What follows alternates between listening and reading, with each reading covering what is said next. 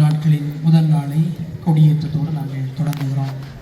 ஆகவே கொடியேற்ற சடங்கை நாங்கள் சிறப்பான முறையிலே ஆரம்பிக்கும் வண்ணம் ஆலய முற்றத்தில் அமர்ந்திருக்க நாங்கள் எல்லோரும் கொடிமரத்தின் முன்பாக நாங்கள் கொண்டு கொள்வோம். கொடிமரத்தை அண்டி வந்தவர்களாக இந்த சடங்குகளை பங்கெடுத்துக் கொள்வோம்.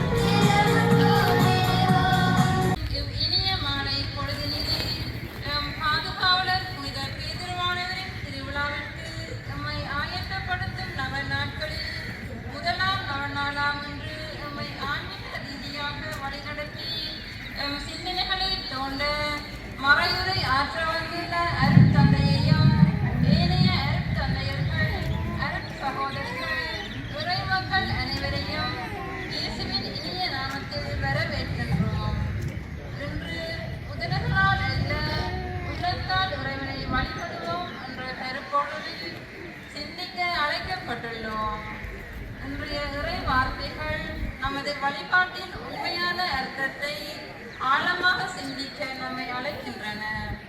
மனிதர்கள் வெளிப்புற சடங்குகளையும் காணிக்கைகளையும் முக்கியமாக கருதினாலும் இறைவன் நமது உள்ளத்தையே பார்க்கிறார்.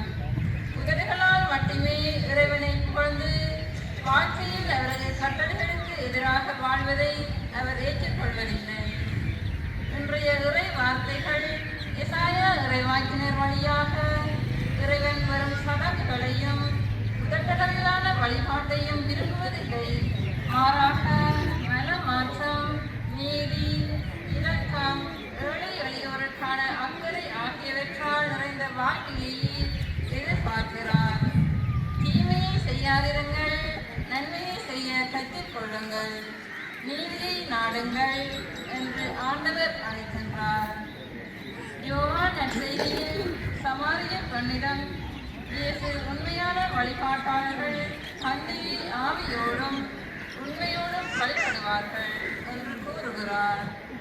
வழிபாட்டின் சிறப்பு இடத்திலோ சடங்கிலோ இல்லை, மாறாக இறைவனை உண்மையான இதயத்தோடும் விசுவாசத்தோடும் அன்போடும் அனுப்புவதில்தான் உள்ளது. எனவே நாமும் வெறும் உதடுகளால் மட்டுமில்ல, தூய உள்ளத்தோடும் மன மாற்றத்தோடும் இறைவனை வழிபட்டு அன்பு, நீதி, இரக்கம் நிறைந்த வாழ்விற்கு நம்மை அர்ப்பணிக்கும் அருளை இறைவனிடம் வேண்டி நவநாள் திருப்படியில் பக்தியோடு பங்கேற்போம். பரம திருத்துவத்தின் நாமத்திலே நமது திருவிழாவுக்கான ஆயத்த நவநாளாகிய இந்த நாளை ஆரம்பிப்போமாக. தந்தை, மகன், தூய ஆவியாரின் பெயராலே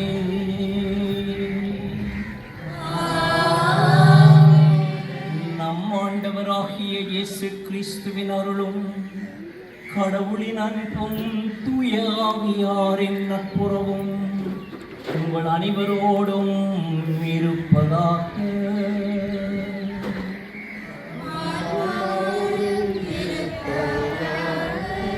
நமது பங்கின் பாதுகாவலராகிய திருத்தூதர் பேதுருவினுடைய திருவிழாவுக்கு ஆயத்தமாக இன்றைய நவநாளின் முதலாவது நாளை ஆரம்பிக்கின்றோம். நாம் பயணிக்க இருக்கின்ற இந்த 10 நாட்களும் வெறும் ஆடம்பர நாட்கள் அல்ல. வெளியரங்கமான ஆடம்பர காரியங்கள் நடந்து கொண்டிருந்தாலும் நம் உள்ளத்தின் ஆழத்திலே இறைவனை மீண்டும் வாழ அழைக்கின்ற அற்புதமான புனிதமான காலம். எனவே அன்பான கிறிஸ்தவர்களே, ஆடம்பரத்துக்குள்ளே மயங்கி விடாமல் ஆடம்பரத்துக்கு முன்னுரிமை கொடுப்பதில் இருந்து நம்மை விடுவித்து ஆண்டவருக்கு முன்னுரிமை கொடுப்போம். ஒரு முதற்கால் அல்ல, உள்ளத்தால் இறைவனை ஆழத்திலே வாழ வைக்க, ஆண்டவனுக்குள்ளே எங்கள் வாழ்வு ஆழப்பட இன்றைய தியானத்துக்குள்ளே நம்மை உள்வாங்க வைப்போம்.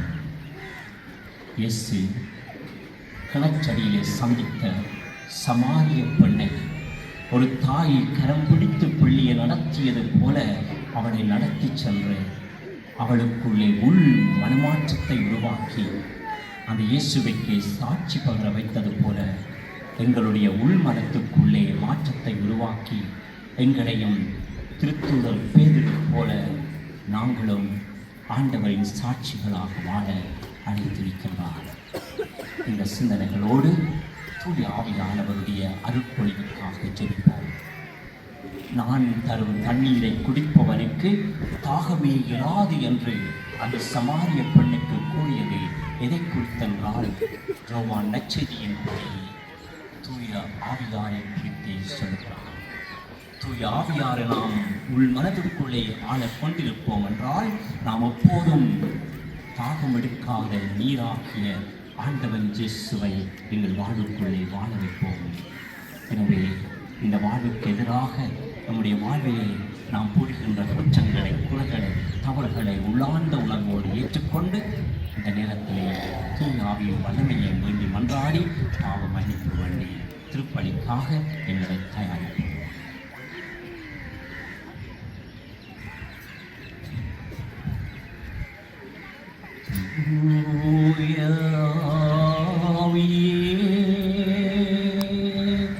துணையாக இயேசுவின் சாட்சிகளாய் எம்மை மாற்றிடுவே. தூய ஆவியே துணையாக வருவே. இயேசுவின் சாட்சிகளாய் எம்மை மாற்றிடுவே. மனத்தின்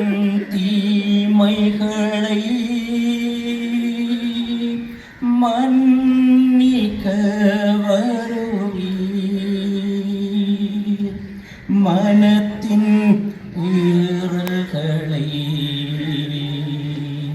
மாற்றிட வருவி. எல்லோரும் பாடுவோம்.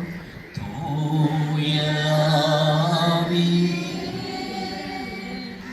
துணையாக வருவி. இயேசுவின் சாட்சிகளாய் எம்மை மாற்றிடுவி. மனத்தின் பாரங்களை போக்கிட வருவி. மனத்தின் காயங்கள். இருந்து வாசகம் அதிகாரம் 1 திருவசனங்கள் 10 தொடக்கம் 18 முடிய. எருசலேமே, உன்னை ஆள்கிறவர்களும் உன் மக்களும் சோதோம் கொமோராவை போன்றவர்களாய் இருக்கின்றனர்.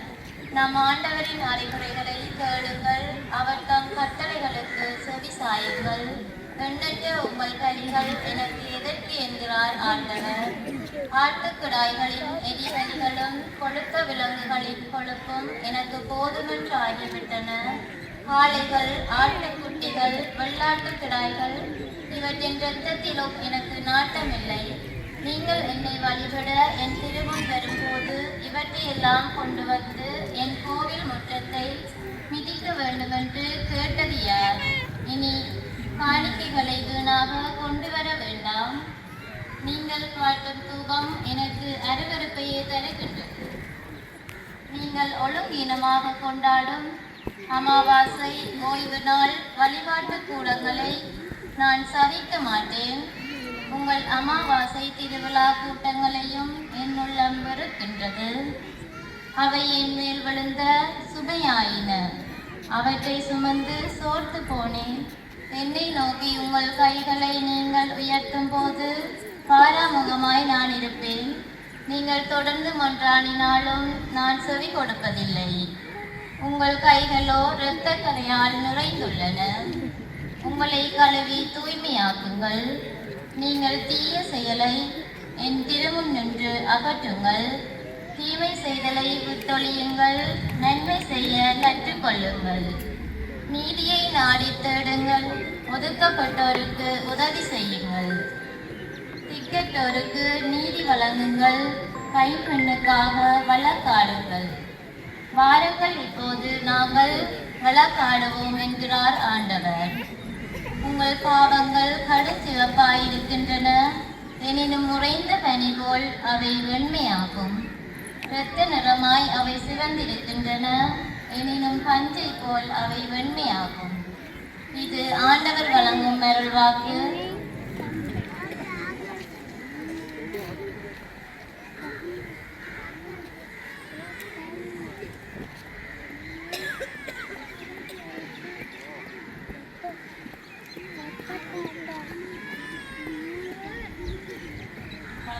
பாடலுக்கு உங்கள் வல்லடியாக என்னுயிரே ஆண்டவரை போற்றி.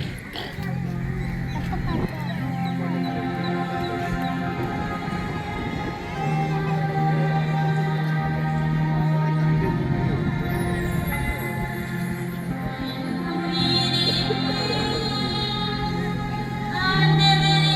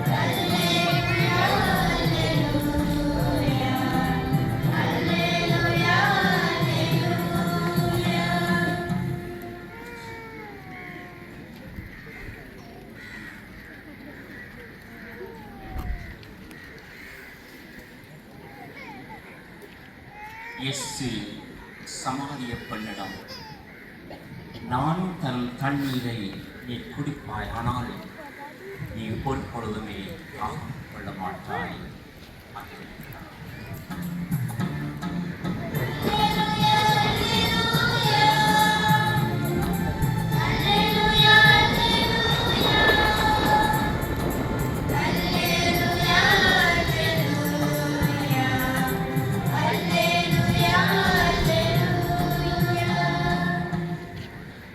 ஆண்டவர் உங்களோடு இருப்பாராக.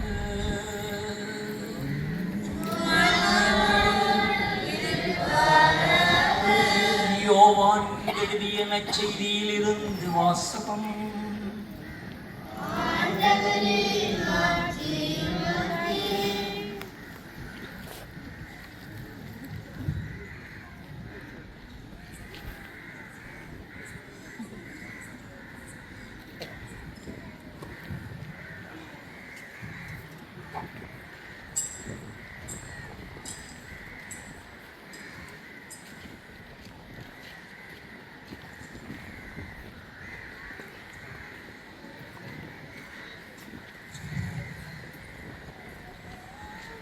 யோவானை விட இயேசு மீதியான சீடர்களை சேர்த்துக் கொண்டு திருமுழுக்கு கொடுத்து வருகிறார் என்று பரிசேயர் கேட்கின்றனர்.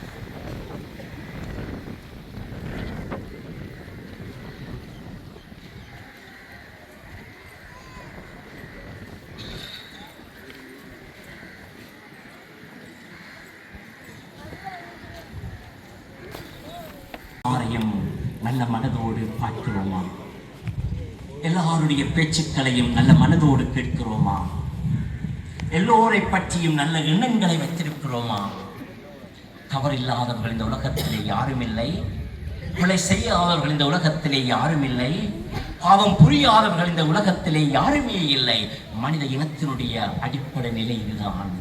ஆனால் அந்த நிலைக்குள்ளும் நாங்கள் ஒவ்வொருவரை பற்றியும் நல்ல எண்ணங்களை கொண்டிருக்க வேண்டும் என்று, ஒவ்வொருவரை பற்றியும் நாங்கள் நல்ல எண்ணங்களை வளர்த்துக் கொள்ள வேண்டும். இது நம்பிக்கை வாழ்வுக்கு, இறைவனை எங்கள் வாழ்வுக்குள்ளே வாழ வைப்பதற்கு அடிப்படையான தேவையான மனமாற்றமாக அமைய வேண்டும். இரண்டாவதாக பார்க்கிறோம், அந்த பெண்ணுக்கு இயேசு தொடர்ந்து சொல்ல, புனித பேருவானவர் வழியாக இறைவா உம்மை மன்றாடுகின்றோம்.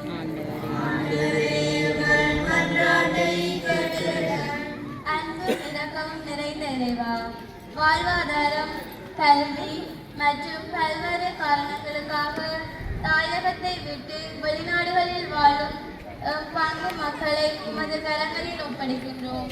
அவர்கள் அங்கு வாழ்ந்தாலும் உமது அன்பிலும் பாதுகாப்பிலும் நிலைத்திருக்க அருள் புரியும். தனிமை, சோதனைகள், பண்பாட்டு வேறுபாடுகள் மற்றும் வாழ்க்கை போராட்டங்களின் மத்தியில் விசுவாசத்தில் உறுதியாக இருந்து ஆவியோடும் உண்மையோடும் உம்மை வழிபடும் மனதை அவர்களுக்கு அருள்வீராக. அவர்கள் தங்கள் வாழ்வால் உமக்கு சாட்சிகளாக இருந்து தாங்கள் வாழும் நாடுகளிலும் திருச்சபைக்கும் சமூகத்திற்கும் ஒளியாக விளங்க அருள் புரிய வேண்டும் என்று புனித பேருவானவர் வழியாக இறைவா உம்மை மன்றாடுகின்றோம்.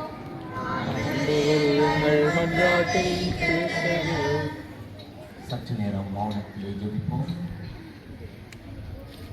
சிறப்பாக ஒரு கிறிஸ்தவ வாழ்வுக்குள்ளே புகுந்து ஜெபிப்போம். வாழ்ந்த சமாரிய பெண் இயேசுவை ஒரு யூதன் என்ற பிழையான எண்ணத்தோடு வந்தவள். இதிலே அவர்தான் மீட்பர் என்ற நம்பிக்கையோடு திரும்பிச் சென்றாள். அது மட்டுமல்ல, அந்த இயேசுவுக்கு சாட்சியம் கூறுகின்றாள். எங்களுடைய அன்றாட வாழ்வில் வரும் பக்தி முயற்சிகளோடும் ஜெபங்களை ஓதுவதோடும் வழிபாட்டுகளை கலப்பதோடும் மட்டும் நின்று விடாமல் அவர்கள் வழியாக நம் வாழ்வு ஆண்டவருக்கேற்ற வாழ்வாக மாறும். ஆண்டவரைய வாழ்வுக்குள்ளே உள்வாங்கிக் கொண்டு அவரையே மற்றவர்களுக்கும் கொடுக்கக்கூடிய சாட்சிகளாக நாங்கள் வாழவும் அறிவுறுகிறோம்.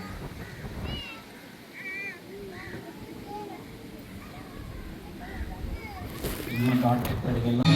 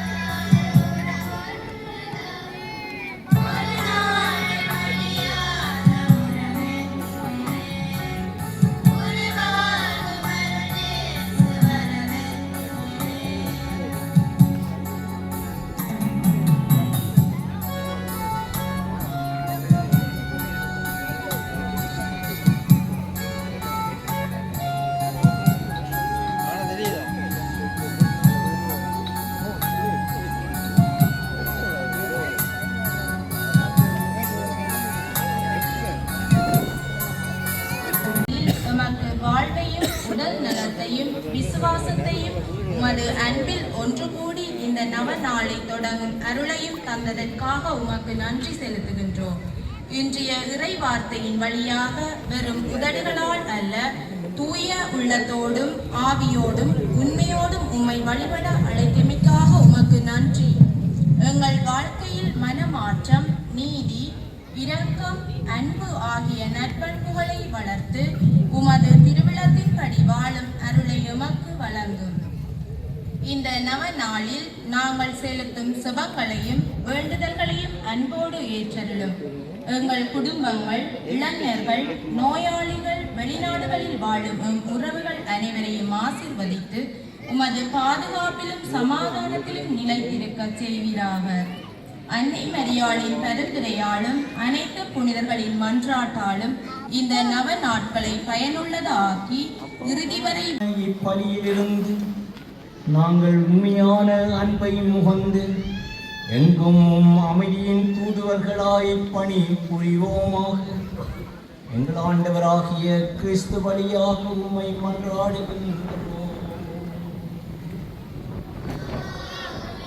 ஆண்டவர் உங்களோடு இருப்பாராக.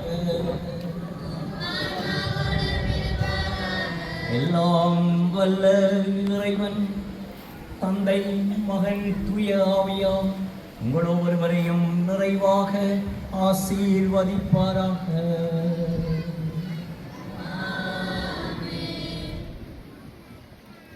கிறிஸ்துவனுடைய அமைதியிலும் அன்பிலும் சென்று வாழ்வதாக உங்களுக்கு நன்றி.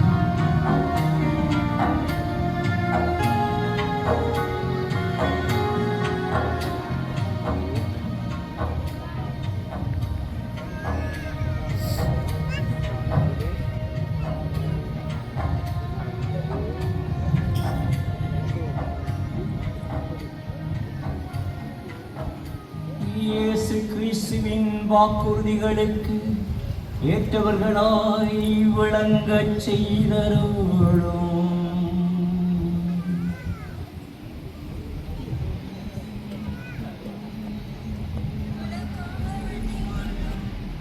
மன்றா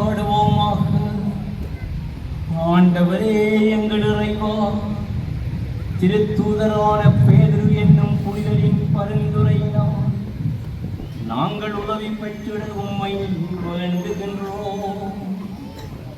அவர் வழியாக விண்ணக கொடைகளை தொடக்கத்தில் அவர் வழியாகவே முடிவில்லா மீட்பின் உதவிகளை உமது திரு அவைக்கு வழங்குவீராக. உம்மோடு தூய ஆவியாரின் ஒன்றிப்பில் இறைவனாய் என்றென்றும் வாழ்ந்து ஆட்சி செய்கின்ற உமது மகன் கிறிஸ்து வழியாக உம்மை மன்றாடுகின்றோம்.